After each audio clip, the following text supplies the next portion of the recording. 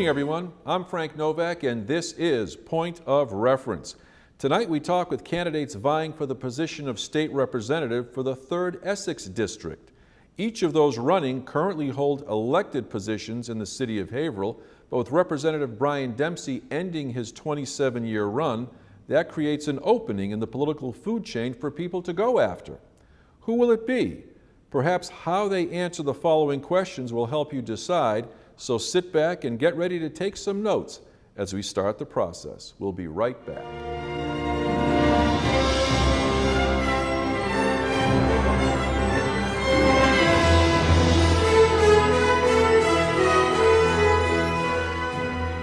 Andy Vargas is a city councilor in the city of Haverhill. He's just finishing up his 2-year term, but decided to go ahead and jump into the 3rd Essex District race for state representative, the seat formerly held by State Representative Brian Dempsey for the past 27 years. Big shoes to fill, his words, not mine, but let's see more as we talk with Andy Vargas. Andy, welcome to the program. Thank you for having me, Frank. I really appreciate the opportunity to be here with you and all of your viewers. Well, great. You know, Andy, when we're talking about being able to take a step up in the political food chain, so to speak, with Brian Dempsey deciding to go ahead and step aside in an office that has not seen sometimes challenges for several elections, this is now turned into a contest, not only for yourself, but for other people being able to partake of that particular seat in the 3rd Essex District. Can you tell me, what is your specific assessment, given the questionable economic outlook in Massachusetts, regarding continued help in funding the Hale Hospital debt that Representative Dempsey was consistently able to deliver on? Absolutely. I'm glad you asked the question. And just to touch on the point that you mentioned that there are several other candidates running in this race, I think that it's excellent that the Haverhill community has choices because elections are really about choices, and that's healthy for democracy. On the point about the Hale debt, it's absolutely a concern for Haverhill residents, in that we've been receiving around $2.4 million every single budget that comes through from the state directed towards the Hale debt. I think that any state representative that looks to fill the shoes of Brian Dempsey is obviously going to have a tough time. We have to be realistic about that. They're going to start in the basement of the State House, and they're going to have to work hard and get scrappy and find ways to make things to happen for Haverhill. But I think that we've got a track record of having that included in the state budget for several years now, thanks to the efforts of Chairman Dempsey. And luckily, I've been able to develop relationships with folks on Beacon Hill already, where we're already having these conversations about ensuring that the people of Haverhill don't miss out on that assistance that we've been having for so many years. And so I've started to talk about that with the new chairman, Jeffrey Sanchez, who has endorsed our campaign. So this is about developing relationships on Beacon Hill that will help mitigate the loss of a giant for Haverhill. Has there been any indication from Sanchez that that's something that you'd be able to count on? Well, I can't speak on that right now, but all I can say is that we've started to have those conversations, and I wouldn't want to promise things that understand. Yeah. How will you be different from Representative Brian Dempsey? Yeah, it's a great question. So there's a lot to admire in Chairman Dempsey. I think that one of the things that I bring to this seat and this race is the fact that I'm not too far removed from the reality of what's going on here in Haverhill. I graduated from Haverhill High in 2011. I graduated from Boston University in 2015.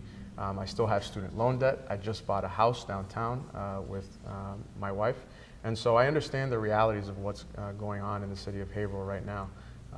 There are some parallels as well with Chairman Dempsey, in that I'm hoping to get in there at a young age, just like he did, to be able to work our way up to deliver for the city of Haverhill. But I think he's done a tremendous job, and I look forward to potentially doing just as good of a job for the people of Haverhill. Interestingly, the city council, if I'm not mistaken, Haverhill City Council voted to increase their salary for themselves and the school committee in this year. Were you in favor of that? Sure. So I'm glad you asked this question because there are several individuals out there that are looking to misconstrue this. And the way I approach anything on the city council is we have boards and committees and experts in the field that are researching items for us since we are a part-time council, even though we really work full-time if you do the job right. Mm-hmm. An independent committee was created to research what a Haverhill City Council should be receiving for a salary. And what they found is that it's been almost 30 years since the Haverhill City Council has received a salary increase. And so what they did was they rolled in our expenses, which they found to be not compliant with certain state and federal laws, and that we need to report our expenses instead of just getting an expense check. So they rolled that into our salary, but it was funds that we were already getting. And when you tally everything out, the increase in salary was about $2,000 that each Haverhill City Councilor would see for the next elected council. So it's not for ourselves, it's for the next elected council. And again, for me, I approached the issue in a way that there was an independent committee that said this is what we found by comparing from other city councils across the state, and this is what we think the job is worth. Okay. When running for office, candidates often fight for, advocate for, or work towards certain goals as part of their campaign. Sure. What have you done in your political life as an elected official that you can point to that you proposed and delivered on? Sure, it's an excellent question because we're always advocating and fighting, and those are great verbs, right? But you actually want to make sure you're getting things done. So one of the things I'll point to is this last budget that we took on in the City Council. It was the first budget in a very long time that was not passed the first time around. And 4 other councilors and I held firm in voting no against the budget until we were able to see an increased investment in our public safety, specifically police department. And we were able to see additional officers hired because we held on together and worked with the mayor to find an agreement, a middle ground, where we could ensure that we were reaching, at least heading closer to the levels of staffing that our police department has told us that they need. So that's one example. Another example that I like to talk about that I'm very proud of is the work that we've been doing around educational equity.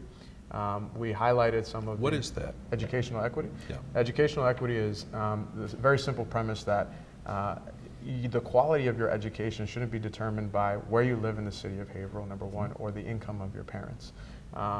We decided as a society to take on the responsibility of public education, and we need to make sure that that is a responsibility that we're filling out for all Haverhill students. And so we've been fighting for, again, an increased investment in our education system. Our per pupil spending numbers have fallen a ranking from 189 to about 309. Where would you get that? It would seem as though people would always be in favor of being able to make greater expenditures for education, but where would that funding come from? Sure. Well, it's a combination of a couple of things. One is right now we rely so heavily on our residential taxes here in the city of Haverhill.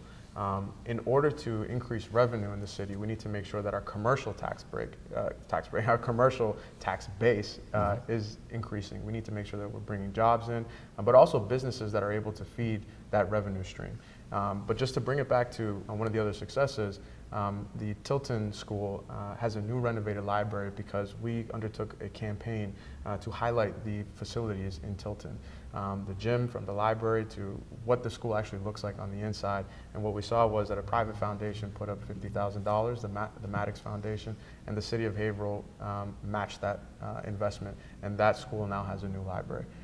So those are 2 quick points, but I know we have other questions to get to. We do have.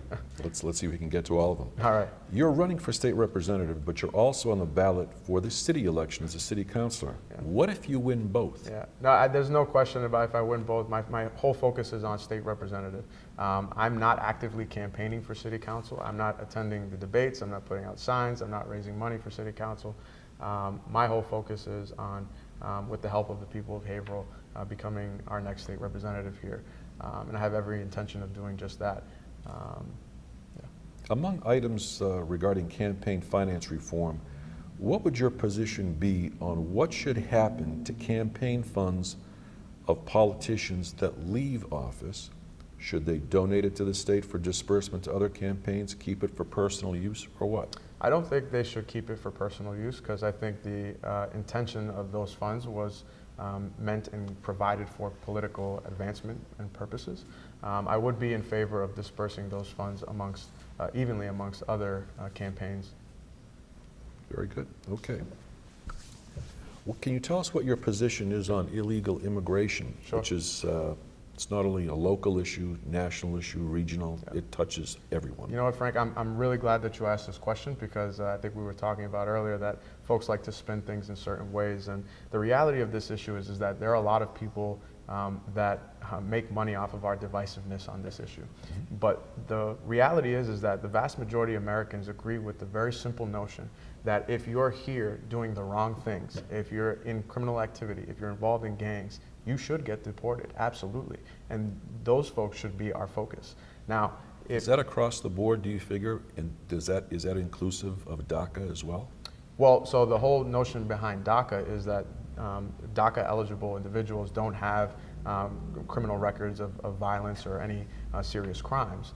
But if they do? But if they do, they wouldn't be eligible for DACA. Okay.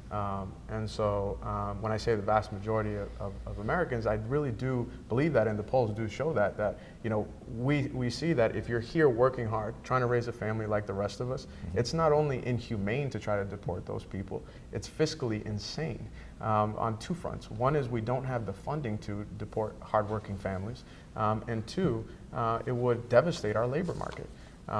And so this is an issue that I'm really glad that you talked about. My position has been, that you asked me about, my position has been very clear. If you're here doing the wrong things, if you're involved in gangs, drugs, or criminal activity, you should absolutely get deported, and those people should be our focus. But if you're here trying to raise a family, you're doing the right thing, let's find a way to make sure that we're not targeting those folks. Is your position similar to one that's been proposed by the present governor?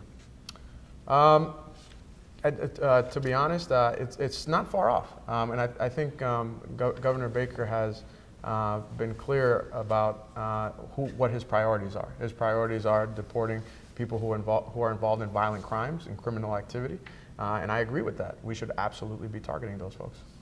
You know, when we take a look at what the cost of, let's say, illegal immigration happens to be, and when people happen to get here by crossing the line, what we're getting at is what the immigration policies happen to be from many of the countries from which many of the illegal immigrants happen to come from.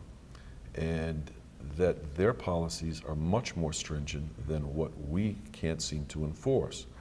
We're taking that into account. We're taking the aspect of monies into account. The annual cost, not only nationally, but in Massachusetts specifically, taxpayers, it's estimated annual cost to Massachusetts taxpayers is estimated at $1.9 billion. You know, according to data from the Federation for American Immigration Reform, that's $1.9 billion. Those are monies that you take a look at for, if you're talking about equity in education, you're talking about being able to maybe rebuild infrastructure. That's fine. You don't want to be discompassionate, but the dollars have to come somewhere. Sure. And if these monies are applied, if these monies are going toward that issue, then there are fewer monies to go to other people that may also be in need because it's just spread too thin. How do you respond to that? Well, like anything, like we said at the beginning, it depends what data you're looking at, what source you're looking at, because I can pull up numbers that also show that you know, undocumented immigrants are contributing to our sales tax, are contributing to our tax base in a variety of ways without seeing any formal aid because they are not here documented. So how are you going to receive aid when you're not here documented? Yes, your sons and daughters are going to public schools, sure, but you're contributing to the sales tax, you're contributing to Social Security. There's a study out of University of Pennsylvania that shows that every single year undocumented immigrants pump $13 billion into Social Security. So, but again, this is an issue that has become front and center of this campaign that I don't think, frankly, that it needs to be, because immigration policy comes from DC. And Congress has failed to pass comprehensive immigration reform for years. When the reality is that when you look at the tapes of what, if you look at the debates, Frank, between Reagan and Bush, right? They were competing for who was more pro-immigration, competing for who was more sympathetic to undocumented immigrants. I hear you, but we're talking about undocumented is a very polite way to be able to deal with circumventing the law. And the fact is, what we're talking about here is the legality. There are immigrants and there are illegal immigrants. I'm saying that from a standpoint of my family came to this country as sponsored immigrants. So did mine.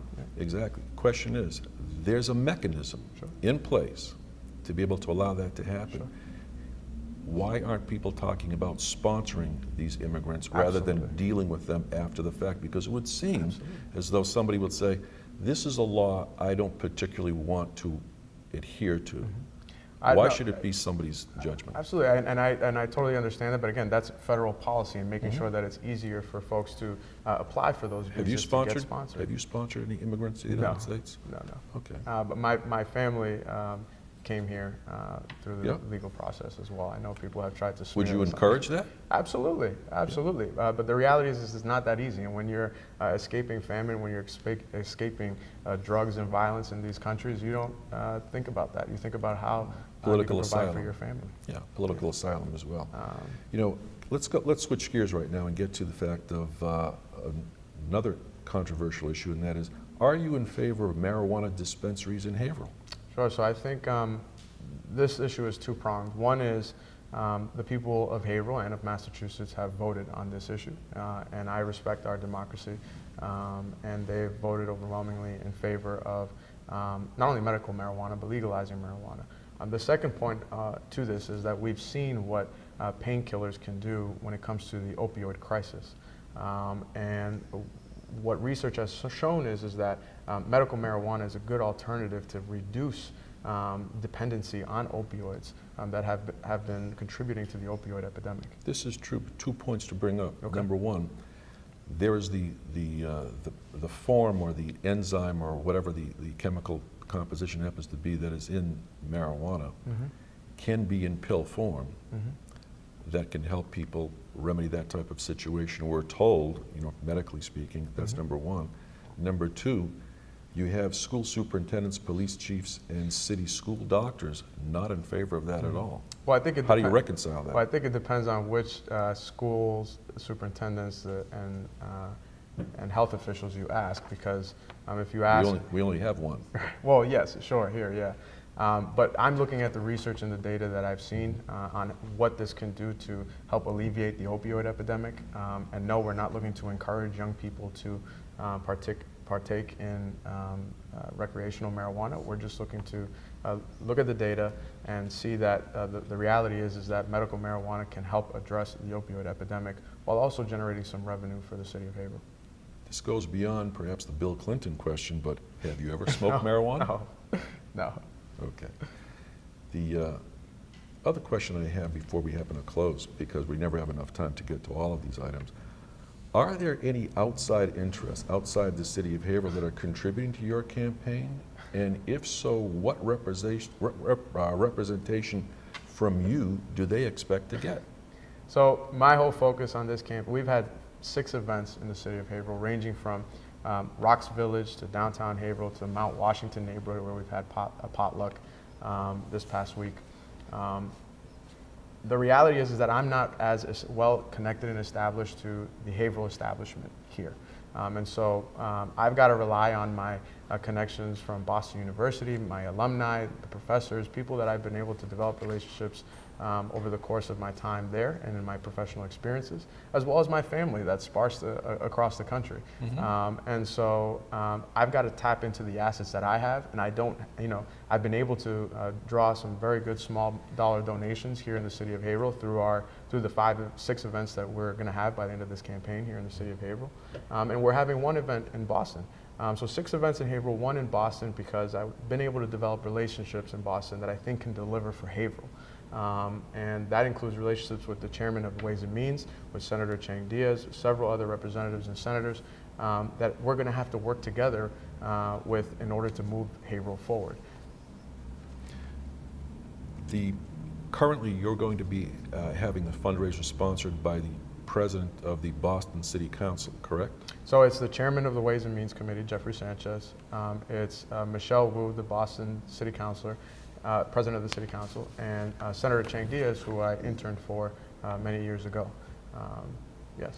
If you can tell us, just in closing, we know something about your political career and your background, and with your White House connections, your internships through the State House and such. What was your first private sector job? My first private sector job. My first private sector job was working for several businesses while I was at Boston University, working part-time jobs to help pay my way through school. And now my full-time job is working for an organization called Entrepreneurship for All, which helps create businesses in our community through empowering entrepreneurs and small businesses in gateway cities. Excellent. Andy, that'll have to be the last word. But All right. Andrew Vargas, running for the state representative seat for the 3rd Essex District. Thanks very much for being with us. Good luck in the election. Thank you, Frank.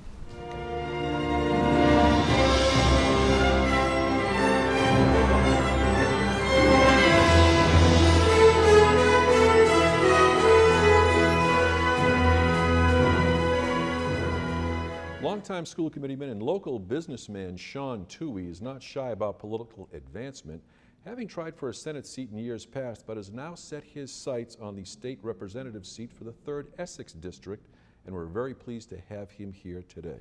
Welcome, Shaun. Thanks for having me. Good to be here. You know, Brian Dempsey has been in that position for 27 years, okay? And it's been that long. I can't believe it's been that long, but the fact is, this is a spot that you're vying for. Tell me something. Tell me, how will you be different from Representative Brian Dempsey? Well, I'm not sure. First of all, Brian's done a terrific job, as we all know. Everyone's going to be compared as the election and this campaign progresses because he has done an outstanding job. So everyone is going to be certainly compared. But I don't want to say how different I'm going to be. I think I'd like to kind of piggyback and mirror what he's done. And he's, in my opinion, has worked across the aisle in a bipartisan fashion, which I will do, and make sure that I continue to deliver the resources that are needed for Haverhill. Can I ask you, what do you think your specific assessment will be, given the fact that there's a questionable economic outlook for the state of Massachusetts coming down the road regarding continued help in the funding of the Hale Hospital debt, something that Representative Dempsey was consistently able to deliver on? Yeah, and I think this, excuse me, there's a big myth that a Republican is not going to be able to deliver the resources, which is completely false. You can look at some of the legislative delegation here in the Merrimack Valley. You can look at Hill, Kelcourse, Mira, and many others that I've actually already talked to that I'm very close with, along with Senator Bruce Tarr, who's a big supporter of mine. Then also, I don't mind telling you, as most know, you look on the website, Governor Baker and Lieutenant Governor have thrown their support behind me, which I'm very humbled by that and also excited about at the same time. So I think having the discussions about the Hale debt, I know how important that is for Haverhill, and I can assure you that the legislative delegation here and abroad across the Commonwealth understand how important it is to Haverhill. So I'll work very hard, and the word I'm getting is for them to not deliver, or us not to deliver that Hale relief is probably unlikely that it's not going to happen. But make no mistake about it. You didn't ask me what I'll do, but with mirroring Brian, I'll make sure that I deliver for Haverhill. Okay. You're running for the state representative seat, but you also happen to be in the ballot for the city election. What if you win both? Oh, that's actually not true. I withdrew. Oh, yeah, sorry to interrupt. No, that's fine. That's fine. I'm the only candidate actually that's running right now that I don't believe, although like you mentioned previously in the top of the show, that I've run for multiple seats. And the reason that is very simple. I don't need the job. I'm not looking for, that. I love to serve. I'm going to miss working on the school committee, fighting. I've got 2 wonderful children that are being educated here in Haverhill. My daughter's going off to college next year. I don't know which one yet, but might be Bentley, but we'll see. And my son's in 8th grade. So that I'm going to miss a great deal, having an impact on my children and the rest of the children across the district. But I see me in this role delivering for Haverhill. I feel confident I'll be able to do that. But being on the ballot for both, I just don't see that as equitable. It doesn't make sense. And quite frankly, I was disappointed that the opponents on the other side have chosen to do that. I mean, to me, it looks like a political opportunist, number one. And if you want to run for a seat, you go 100% at it. Either it's all or nothing. And that's my position on that. When running for office, candidates often fight for, advocate for, work towards certain goals as part of their campaign. What have you done in your political life as an elected official that you can point to that you proposed and delivered on? Well, I would say that I was very supportive. I mean, I think the opioid crisis is a big issue here, and Governor Baker has done a terrific job addressing that. And I look forward to working with not only him but also my colleagues in the legislature to continue that fight here. The opioid epidemic with the fentanyl cases is just completely out of control. So on the school committee side, I certainly supported additional education and health teachers along with some specialists to address this issue. So very proud of that record, and I'll continue to fight and advocate. Love those words, Frank. Okay. So we'll continue to do that and make sure on Beacon Hill the resources are delivered here to make sure that we continue that fight against a very tragic situation. What are your feelings with regard to marijuana dispensaries in Haverhill? I'm that old school politician, I guess, if you will. I always will support the will of the people, and it's the law of the land, and the people have spoken, and we should adhere to their decision. That's what government's all about. You know, taking into account even the fact that maybe the police chief, the school doctor, and superintendent are not happy with that type of Again, I mean, I think, Dr. Maddox, we certainly respect him. He's a very good physician, and I certainly supported his contract. I think, as I stated, it's the law of the land, and we should listen to the people that they're casting their ballot. Okay. Maybe sounding like a Bill Clinton question, but have you ever smoked marijuana? I've actually tried it a couple times in my day. Okay. Can you tell us, what is your position on illegal immigration, which is not just a local problem, but a regional and a national problem? Well, we need to secure up obviously the border, but what I'm not for is this, the idea of rounding up. I mean, I think if you're getting towards the DACA question or any of those issues, it's just inhumane to think that we're going to send all these children that are here now, send them back.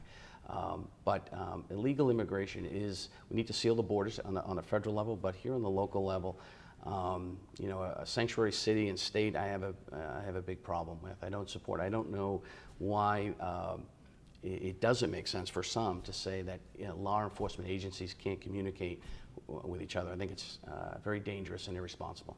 Do you think it becomes, it lays the groundwork for being selective as to which law you think you'd want to follow and which law you don't? That's a good question.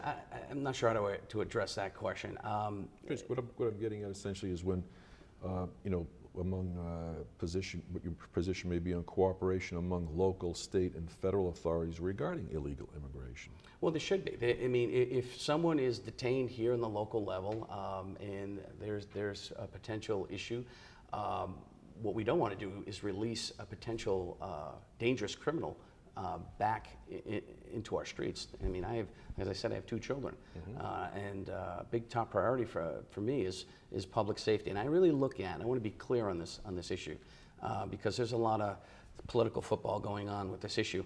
But for me, this issue is a public safety issue, and the citizens of Haverhill, the citizens of the Commonwealth, I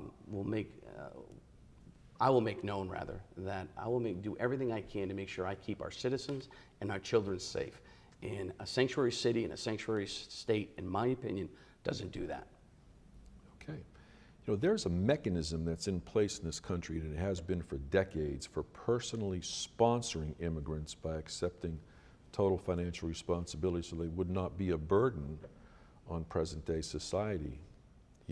Why do you think there hasn't been more discussion on something of that type? And this has to do with whether you happen to be sponsoring an immigrant from Eastern Europe or from south of the border or from Canada or from Ireland or England. This is a question of immigration, but it's a matter of sponsorship. Yeah, I don't know why that's the case. I don't know why there's more discussions about it, more positive discussion. I think what's going on the federal level, you see the media, and it's unfortunate pitting one American against the other, and it's very disheartening to see that in America. So I always encourage, always love to see more positive discussions about immigration and sponsorships, and we need, as a society and as a country, really understand that we're a country of immigrants, and it's unfortunate the media, unfortunately, it's posed and presented in a way that is unfortunate, but we should have more discussion, open discussion, but we should be able to agree to disagree on certain issues. This is a great country, this is a great Commonwealth, it's a great city, and again, being Italian and Irish, it's important to me to have legal immigration and make sure that people come here the right way. Okay. The City Council voted to increase salaries for themselves and the school committee this year. Were you in favor of that? I voted for the previous increase. I voted on my budget, which is my responsibility to do. You know, what I didn't like, I didn't agree with is what the City Council did on their side. I mean, to accept a pay raise of that magnitude is unbelievable to me. I forget the percentage of that raise, but it's, in my opinion, excessive in today's, even today. There are families that are struggling. I mean, I'm self-employed, my wife is self-employed. These types of raises, I just couldn't support. And speaking of raises, I want to be clear, the legislature last year voted themselves in excess of 40%. Yeah. At the same time, and by the way, I want to be crystal clear on your show, I will not accept that raise or that money. I will donate it if they can't do it from an administrative or accounting. It's unacceptable to have that type of raise. There's no one that I know in private business or anywhere that I know that can vote themselves a 40 or an 80% raise, whatever the number is on the City Council. I forget that number, but it was very excessive. That sends a bad message, and then turn around and not vote the legislature on a sales tax holiday. It's just unbelievable to me. So the type of fiscal responsibility and discipline, that's what I bring to the table, and I'll continue to show that once I get on Beacon Hill. In that vein, since we're talking about monies, let's ask this question. Among the items regarding campaign finance reform, what is your position on what should happen to campaign funds of politicians that leave office? Should they donate it to the state for disbursement to other campaigns, keep it for personal use, or what? It's a good question. My first instinct is, send it back. It is, people look at that, it's the people's money. A lot of the candidates think it's their own money, but it's really not. We're fortunate to run for office. We're very lucky and humbled for people to contribute to our campaigns. But that money should quite frankly, in my opinion, go back to the individuals and let them decide what they want to do with it. In some cases, it's pretty sizable depending upon. Of course it is. And the rationalizations that you use are very interesting. But, can you tell us, are there any, relative to campaign financing and fundraising, are there any outside interests or any outside interests outside the city of Haverhill that are contributing to your campaign? And if so, what representation from you do you think they'd expect?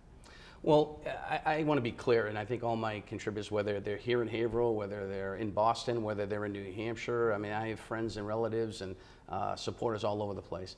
But there's one thing that will never happen. I will never be bought, influenced on decision making at all. That's just not my makeup, it's not my characteristics, not my personality. I just can't be bought, Frank. That may offend somebody. Maybe that's why my committee owes, I lend my committee quite a bit of money. And I'll continue to do that. But at the end of the day, to answer your question outside, I'm fortunate to have National Association of Government Employees support me and donate to me and understand that, yes, a Republican can work and is supportive of good labor. So I'm excited to have their support, and I've had it for quite a while. But what NAGE knows is and understands that I can't be bought or influenced in any way. Okay. Being a Republican, some people might consider you an endangered species in the state of Massachusetts. But the question is this: do you think that there's any residual baggage that you may have to contend with, given sometimes the contentious nature of the chief executive in the corner office in the White House? Well, to me, a lot of people try to bring that into a campaign if they're lacking on issues, and I think that may happen. But I think people, and I give credit, I believe in the citizens of Haverhill that they're smarter than that. They know this is a local race, it's a state rep race. They want true representation. Who's going to be best served or represent Haverhill in the 3rd Essex District? That's what they care about. That's what they're going to be focused on. Then they understand the issues on the federal level are what they are, separate and on a federal level. People that when I talk to door to door and I campaign rigorously throughout the district, they care about what's going to happen here, Shaun. They care about the economy here locally. They care about the opioid crisis. They care about, we talk about education. Education's always going to be a top priority for me. And I want to jump on the bandwagon with Hill and Kelcourse on House Bill 282 and 283 for special ed reform relative to circuit breaker reimbursement. We need to do better, we can do better, and we will come November 7th. Well, the fact is, what you're referring to is all politics is local, isn't that Tip O'Neill's? Absolutely, yes it is. So that's what you subscribe to. I get it. And that's what I love about it. That's what I love about running for office. You asked me earlier why the open seat. I enjoy it. I love to serve. I'm just one of those candidates that are willing to serve, and I love to do it. What qualities do you think you possess that you have that make you a better candidate than the others? Well, I'm compassionate. I'm patient. Being in business, for so long, and being in local government, being on the school committee has helped quite a bit. We, as you know, Frank, we negotiate contracts with many unions. So it's that combination of experience, but you also have to have the right personal characteristics and the personality to handle your constituents and supporters and people that don't support you. You have to have that dynamic, the experience and those personal characteristics to be an effective member of the legislature. And I feel I have that. Matter of fact, I know I have it. Can you tell us, you've been a public servant, you're an independent businessman, but starting from the beginning, what was your first paying job in the private sector? Wow, let me think. I'm going to say it was Lorenzo's Clam Stand, Hampton Beach. I was pretty good on the fry later and making the onion rings. What was your day like? Frank. How old were you? Gee, I was about 14, 15 years old from whatever. I grew up, in the summers I spent time up with my grandparents up at Seabrook Beach. Been trying to get back there ever since. You're a real estate agent. I can't afford that up there right now. Because you're too busy being able to do the Second rest of home's stuff. too expensive. When you're talking about your commitment to education and how you'd like to be able to improve things for the city of Haverhill, when you're dealing with the budget in the state of Massachusetts, there's a fixed expenditure that sometimes you just cannot deal with, and it's about, I'm going to say, you correct me if I'm wrong, there are fixed costs where you have maybe a discretion of about 38% or less of what can be spent or how that might be able to be modified, because the majority of that, over 60%, is in place that can't be moved. Or am I wrong? No, you're about the numbers. I can't give you an exact number, speaking, but yeah, and it's all about budgeting. Is all about setting priorities and finding the resources and the ways to make that work. And I've been doing it my whole adult life, so I feel very confident. Once I get into the legislature, once I'm elected, I'll be able to have a positive impact on the budget and allocate or decide where the priorities are specifically for Haverhill and throughout the Commonwealth. Do you think there are some activist groups that are right now trying to put something on a ballot in the future, whether that'll happen for November, I'm not sure, about being able to limit the amount of outside monies that people happen to get? And I know that you have many contacts not only in the city of Haverhill and outside the city of Haverhill, but do you think that there's maybe some merit given the fact that you may have a donor that comes in from out of town because they know you, because you have a history with them, but somebody else, you wind up paying the penance for other people's indiscretions, by association. When somebody does something and they do that for the wrong reason, well, is that a reason to sort of throw the baby out with the bathwater, so to speak? What do you think about the idea of the activists looking to limit outside monies coming in? I think on our level, the way that it is, and remember that we're limited. They changed it to the increase. You're talking about donations, individual donations, which is, we can't take any corporate checks. And it's when the maximum was 500. Now now it's 1,000 per individual. I think that formula. I think at our level, it's not easy to raise money. And to be quite frank, I mean, at a higher level, I think that has some merit. And I'd certainly like to take a look at that further. But the challenge on a higher level, federal level, there's so much money that influences these candidates, and that's why, quite frankly, that it sounds like a better idea at that level, because you see Congress, at that level, no one's getting anything done, and I think the obstructionist is really the money. I mean, that influence, lobbying, and that power has a dramatic impact, and unfortunately, you and I pay the price. Yes, we do. Shaun, it'll have to be the last word. We appreciate your being here today, and thanks very much. Thanks for having me. being able to share your thoughts with myself and the audience. Thanks so much. We'll be back Appreciate in just a your time. moment. Thank you.